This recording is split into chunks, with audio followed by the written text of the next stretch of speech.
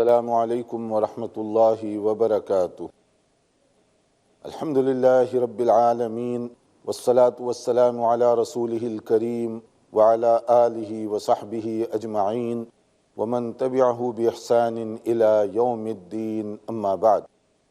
محترم بھائیوں اور بہنوں، حدیث کی شہرۂ آفاق کتاب ریاض الصالحین، جو اپنے دور کے مایہ ناز عالم دین اور مشہور محدث امام نووی رحمۃ اللہ علیہ ان کا انتخاب حدیث ہے، اس مجموعے میں مختلف قسم کی احادیث ایک جگہ جمع کر دی گئی ہیں، جس میں ایمان اور عقائد کو مضبوط کرنے والی باتیں بھی ہیں، اعمال کو درست کرنے والی باتیں اور ہدایتیں بھی ہیں۔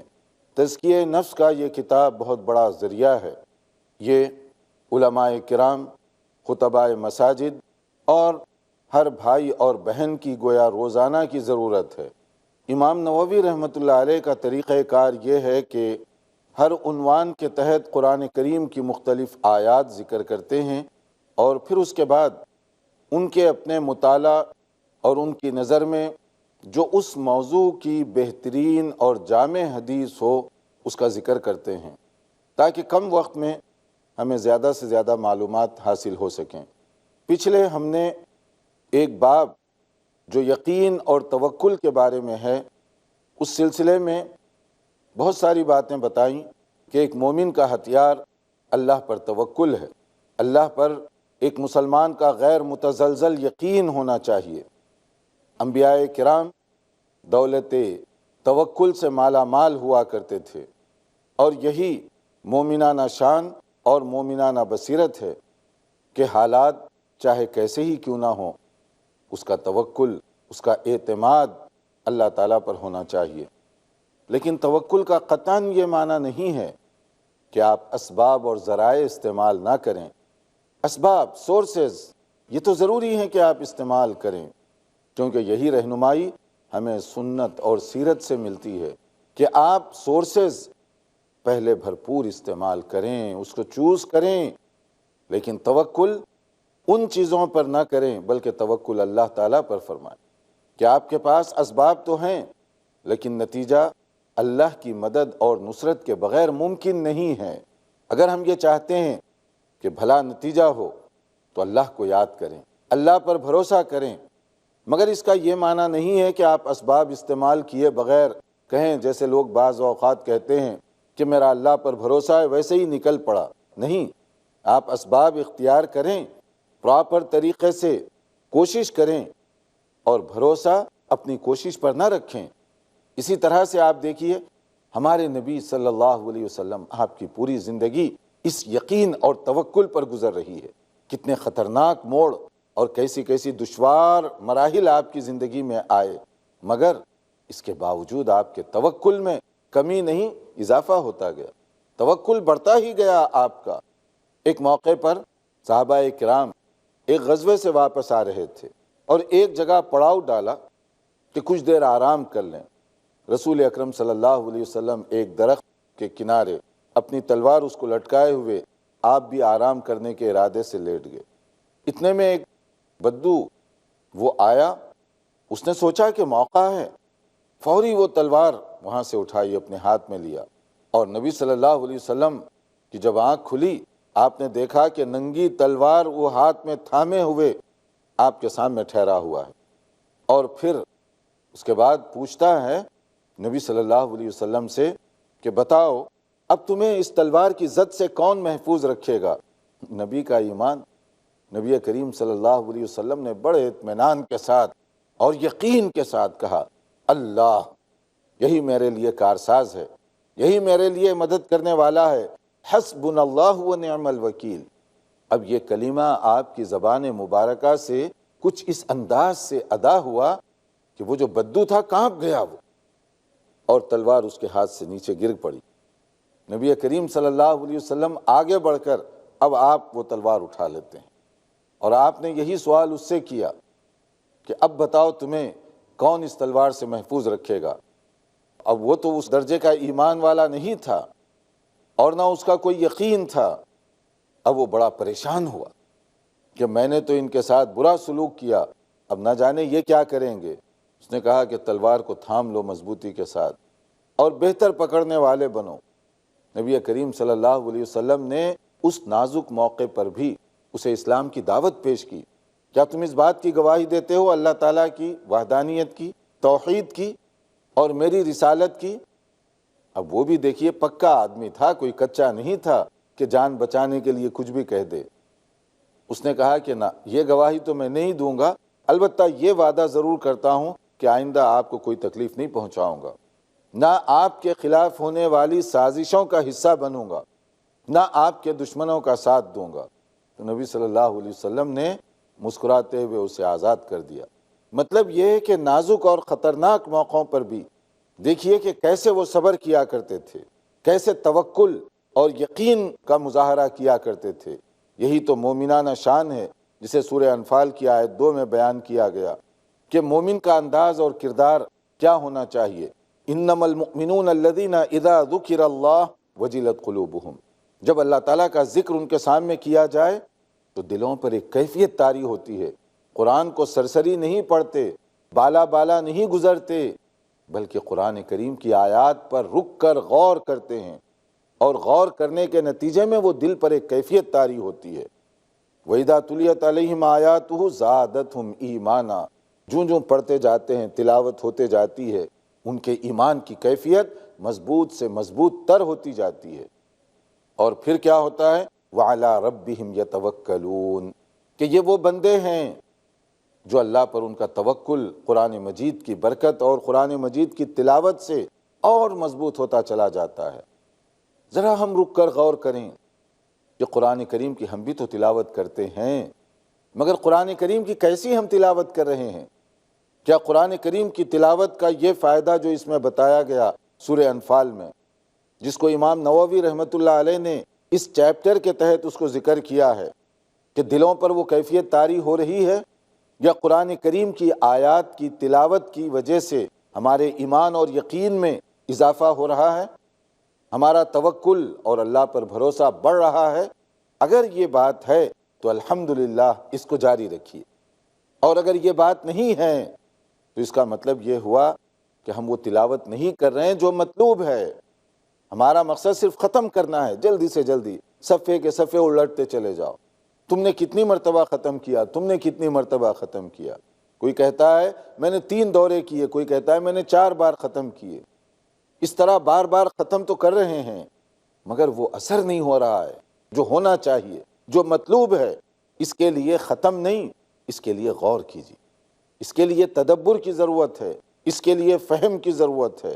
اور کچھ لوگ جو جنت میں داخل کیے جائیں گے، جیسے صحیح بخاری اور مسلم کی حدیث ہے، جن کو اللہ تعالیٰ اس اعزاز کے ساتھ جنت میں داخل فرمائے گا کہ وہ حساب وغیرہ کے بغیر جنت میں داخل ہوں گے۔ لیکن حساب کے بغیر کا مطلب یہ نہیں ہے کہ وہ ایمان سے خالی ہوں گے، نہیں، 4 باتیں ان کی بارے میں بتائی گئیں۔ گویا کہ 4 صفات جس کے اندر ہوں ان کے لیے یہ خصوصیت ہے کہ 70,000 ایسے لوگ ہوں گے جو جنت میں بغیر حساب اور عذاب کے داخل کیے جائیں گے۔ کون لوگ ہوں گے وہ ایسے لوگ ہوں گے جو بیماری، مصیبت اور آفتوں کو دور کرنے کے لیے غیر شرعی کوئی کام نہیں کریں گے۔ جھاڑ پھونک، دم اور اس طرح کی چیزیں، اس سے وہ بچے ہوئے ہوں گے۔ خاص طور پر جو غیر شرعی انداز ہے، جیسے لوگ کوئی مصیبت میں گرفتار ہوتے ہیں، ہر دروازے پر، ہر در پر اور ہر مزار پر، ہر خانقاہ پر دستک دینے کی کوشش کرتے ہیں تاکہ کہیں سے بھی یہ مصیبت دور ہو جائے، چاہے وہ صحیح ہو یا غلط ہو، چاہے اس میں شرک بھرا ہوا ہو، چاہے وہ اللہ تعالیٰ کے انکار پر مبنی باتیں ہوں۔ اس سے ان کو کوئی پرواہ نہیں ہوتی۔ وہ چاہتے ہیں کہ کسی بھی طرح، چاہے وہ کوئی تعویذ ہو، کوئی گنڈا ہو، کوئی چھلا ہو، اسی طرح کی بات ہو کہ دھاگا وغیرہ، اس سے میں اپنی مصیبت کو دور کروا لوں۔ یا کچھ لوگ ایسے ہیں جو شگون پرندوں کے ذریعے سے اپنی قسمت معلوم کر رہے ہیں کہ یہ پرندہ آیا تو اس کے ذریعے سے خیر پہنچے گا، یہ پرندہ آ گیا تو اس کے ذریعے سے شر پہنچے گا۔ یعنی پرندوں سے انسان اپنی قسمت معلوم کر رہا ہے۔ کوا اگر آ کر گھر پر بیٹھ جائے اور آوازیں نکالے تو لوگ سمجھتے ہیں کہ یہ نحوست کی علامت ہے۔ بعض لوگ یہاں پر دیکھا گیا طوطے کے ذریعے سے اپنی قسمت، فیوچر معلوم کرنے کی کوشش کر رہے ہیں۔ کوئی لوگ اسٹار کے ذریعے سے، کوئی تاروں کے ذریعے، نہ جانے کن کن ذریعے سے ہم کر رہے ہیں۔ زمانے جاہلیت کے اندر لوگ اس طرح کی توہم پرستی کا شکار تھے کہ وہ لوگ کوئی کام کرنے سے پہلے اہم خاص طور پر معلوم کرتے تھے یہ کام کریں یا نہ کریں، اس کے لیے وہ فال نکالا کرتے تھے۔ جس کو منع کر دیا گیا وہی کام ہم بھی کریں تو گویا زمانے جاہلیت کا جو انداز ہے وہ ہم اختیار کر رہے ہیں، اور پھر وہ لوگ اللہ پر توکل کرنے والے ہوتے ہیں، اللہ پر ان کا یقین ہوتا ہے، اللہ پر ان کا بھروسہ ہوتا ہے۔ دیکھتے رہیے ہمارا پروگرام، ایک مختصر بریک کے بعد دوبارہ حاضر ہوں گے انشاءاللہ۔ انت الكريم ومنك العطاء يا ناظرین، وقفے سے پہلے ہم بتا رہے تھے کہ 70,000 وہ لوگ ہوں گے جو بغیر حساب کے، عذاب کے، جنت کے مستحق قرار دیے جائیں گے۔ ان میں وہ کوالٹی کا ایمان ہوگا، توکل ہوگا، اللہ پر اعتماد اور بھروسہ کرنے والے لوگ ہوں گے۔ یہ بات سن کر ایک صحابی کھڑے ہو گئے، عکاشہ ان کا نام تھا۔ انہوں نے کہا، اے اللہ کے نبی صلی اللہ علیہ وسلم، دعا فرمائیے کہ اللہ تعالیٰ مجھے ان خوش نصیب لوگوں میں شامل کرے۔ آپ نے کہا کہ تم انہی لوگوں میں سے ہو۔ یہ سنتے ہی دوسرے صحابی کھڑے ہو گئے، انہوں نے بھی یہی خواہش کی، تو آپ نے فرمایا سبقک بہا عکاشہ۔ اس مسئلے میں عکاشہ سبقت لے گئے، یعنی اس طرح آپ نے یہ چیپٹر کلوز کر دیا۔ یہ نہ ہو کہ سیکنڈ کے بعد تھرڈ کھڑے ہو جائے، فورتھ کھڑے ہو جائے کہ میرے لیے بھی دعا کریں۔ یا اس کا ایک مطلب یہ بھی ہے کہ نبی کریم صلی اللہ علیہ وسلم کو پہلے جو صحابی عکاشہ کھڑے ہوئے تھے ان کی صفات اور ان کے اندر پائی جانے والی خوبیوں کا علم تھا، اندازہ تھا، اسی لیے آپ نے کہا کہ تم ان میں سے ہو۔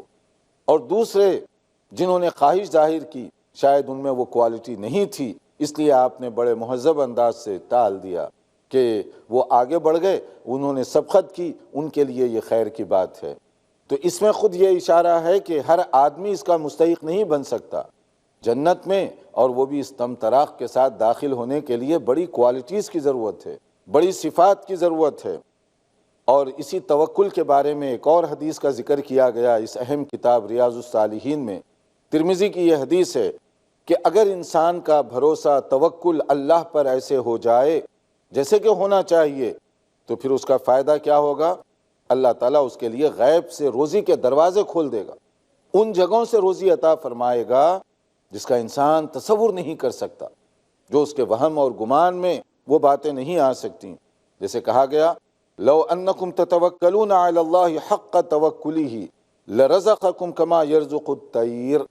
اگر تمہارا توکل صحیح ہو جائے، بھروسہ بڑھ جائے، اعتماد پختہ ہو اللہ تعالیٰ پر، تو تمہارے لیے اللہ تعالیٰ ایسے دروازے کھول دے گا اور ان جگہوں سے روزی عطا کرے گا جیسے پرندوں کو دیا جاتا ہے۔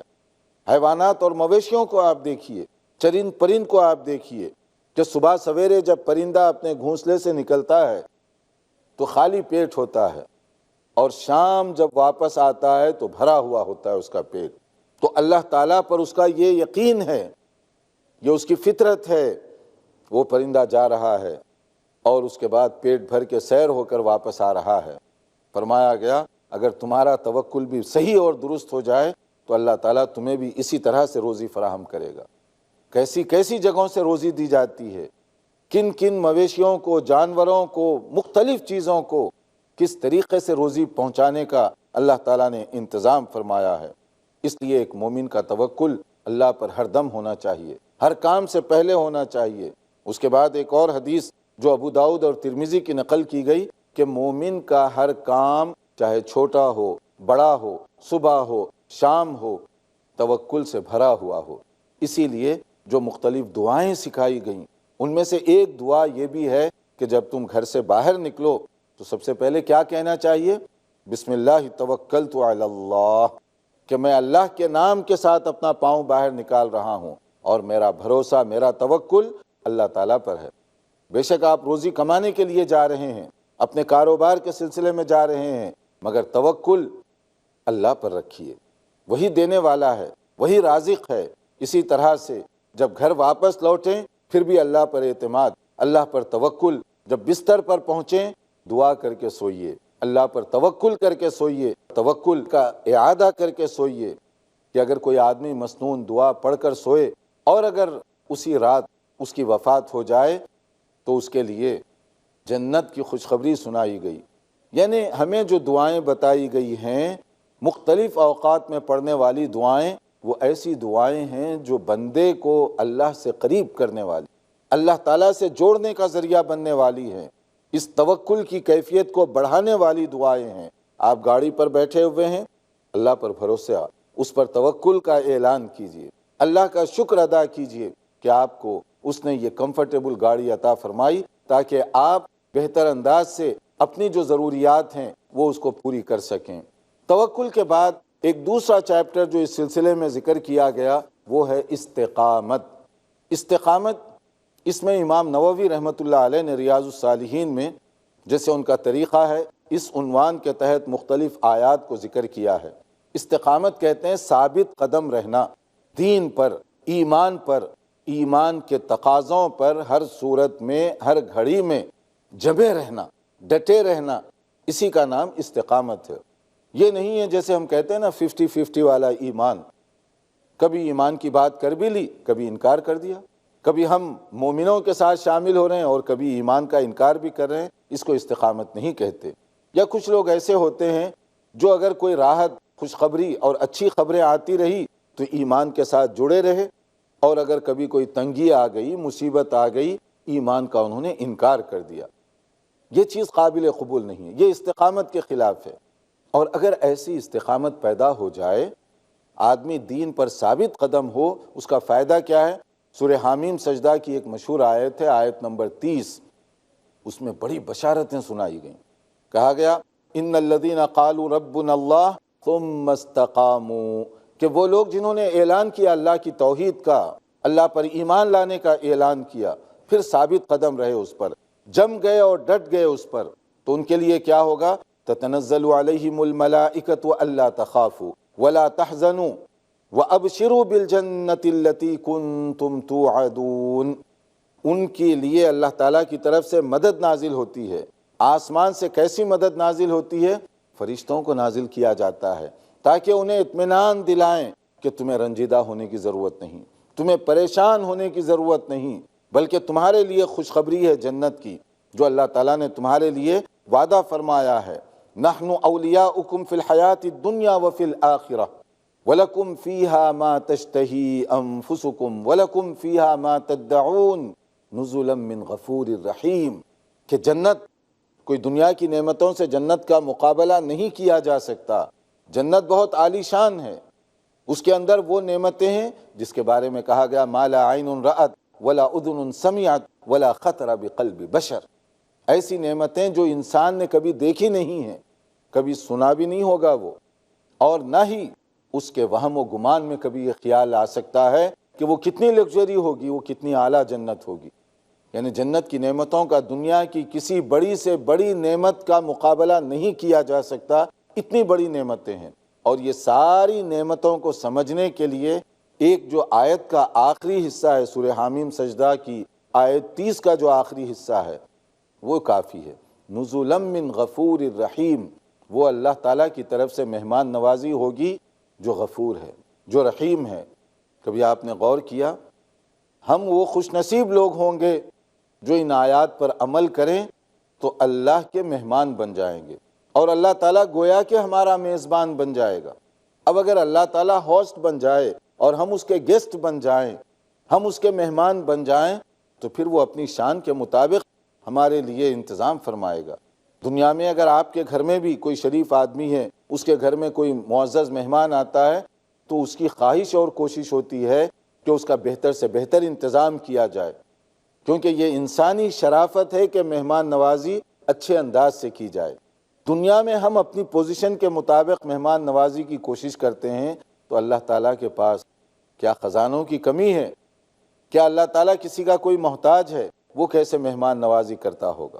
بس یہ ایک جملہ کافی ہے جنت کی نعمتوں کو سمجھنے کے لیے کہ جنت کی نعمتیں اللہ تعالیٰ وہ اپنی شان کے مطابق تیار کیا ہوا ہے، وہ ان لوگوں کے لیے جو اس پر ایمان لائے اور اس کے مطابق انہوں نے زندگی بسر کی۔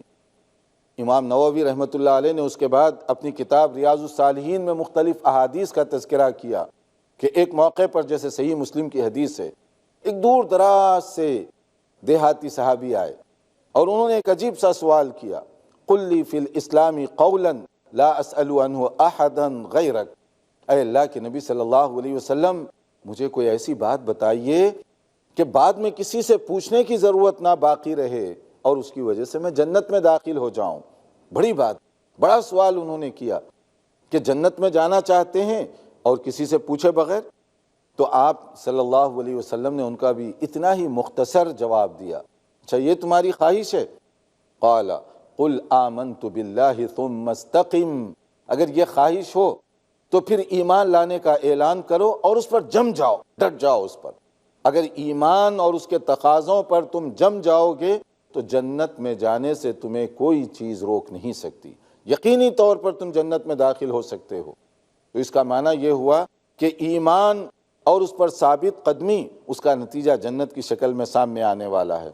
جیسے کہ ایک مشہور حدیث ہے صحیح مسلم کی کہ رسول اکرم صلی اللہ علیہ وسلم نے ارشاد فرمایا، قاربوا وسددوا واعلموا انه لن ينجو احد منكم بعمله، قالوا ولا انت یا رسول اللہ صلی اللہ علیہ وسلم، قال ولا انا الا ان يتغمدني اللہ برحمت منه وفضل۔ نبی صلی اللہ علیہ وسلم نے ارشاد فرمایا کہ تم میانہ روی کا راستہ اختیار کرو، سیدھے راستے پر چلتے رہو بہتر طریقے سے، اور جان لو کسی کو یہ فخر غرور نہ پیدا ہو جائے، تکبر میں نہ آئے کہ میرے عمل سے میں جنت میں جاؤں گا۔ بھلا ہمارا عمل ہے کیا جو ہمیں جنت میں لے جائے گا؟ یہ تو اللہ کا کرم ہے، اللہ کا فضل ہوگا کہ ہماری ٹوٹی پھوٹی عبادت کو اللہ تعالیٰ قبول فرما لے، ورنہ کسی کے اندر یہ غرور پیدا ہو گیا، میں بڑا متقی، میں بڑا پارسا، مجھے تو جنت میں بھیجنا پڑے گا۔ اللہ مجبور نہیں ہے، اللہ محتاج نہیں ہے، اور نہ ہماری عبادت اس کوالٹی کی ہے کہ ہم جو ہے یہ دعویٰ کرنے بیٹھ جائیں۔ تو صحابہ کرام رضوان اللہ علیہ مجمعین کے سامنے جب یہ بات کہی گئی، انہوں نے پوچھا، اے اللہ کے نبی صلی اللہ علیہ وسلم، کیا یہی بات آپ کے ساتھ بھی ہوگی کہ آپ بھی اپنے عمل کی بنیاد پر جنت میں نہیں داخل ہوں گے؟ آپ نے فرمایا، جی ہاں میرے لیے بھی یہی بات ہے۔ حالانکہ نبی کا عمل کتنا کتنا طویل قیام فرمایا کرتے تھے، کیا کیا محنتیں اور مشقتیں آپ برداشت کیا کرتے تھے، کس کس طریقے سے اللہ کا ذکر کیا کرتے تھے، ساری زندگی اللہ کی بندگی میں گزری، مگر اس کے باوجود آپ نے فرمایا کہ جب تک اللہ تعالیٰ اپنے فضل و کرم کی چادر مجھ پر نہ ڈال دے، میرے لیے بھی یہی معاملہ ہوگا، اللہ کا فضل ہوگا تو ہم جنت میں داخل ہوں گے۔ تو اس لیے عبادت پر تکبر نہیں بلکہ اللہ تعالیٰ سے دعا کرتے رہنا چاہیے، عبادت کریں اور اللہ سے دعا بھی کرتے رہیں۔ استقامت کے بارے میں کچھ باتیں انشاءاللہ تعالیٰ آئندہ بیان کی جائیں گی، انتظار کیجئے ہمارے اگلے درس کا۔ والسلام علیکم ورحمۃ اللہ وبرکاتہ۔